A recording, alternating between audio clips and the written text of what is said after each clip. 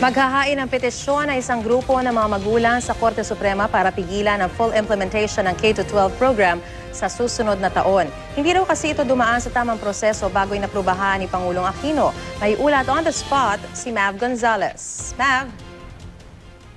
Maris, sinukasyon nga ng isang grupo ng mga magulang ang legalidad ng K-12 program ng Department of Education. Sa isang forum nga kaninang umaga, sinabi ng grupong Parents Advocacy for Children's Education o PACE, hindi dumaan sa tamang proseso ang K-12 bago nga naaprubahan ni Pangulong Aquino. At dahil dito, Maris, magpa-file ng petisyon sa Supreme Court ang mga magulang para pigilan ng implementasyon nito sa 2016.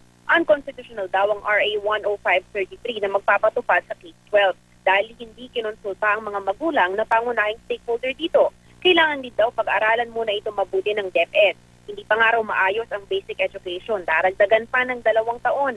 Baka raw lalong dumami ang dropout dahil sa dagdag na gastos tuition.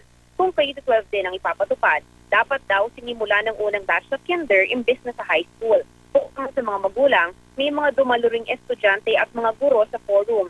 Ayon sa isang public school teacher, sinimulan lang silang turuan at itrain ang curriculum nang magsimula na ang K-12 kaya aminado silang hindi handa. Pati college teachers nangangamba namang mawalan ng trabaho dahil mawawalan ng college freshmen sa 2016.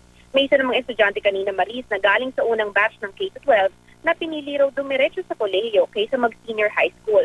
Pag nag-apply naman daw kasi siya sa trabaho, college degree ang hahanapin sa kanya at hindi certificate na nakatapos siya ng senior high school.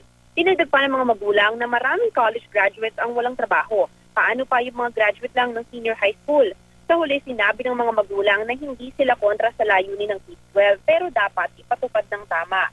Hindi raw ginitig sa kanilang mga estudyante na isang programang hindi naman napag-aralan ng mabuti.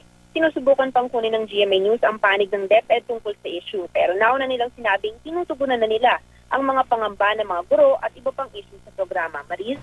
Maraming salamat, Mav Gonzalez.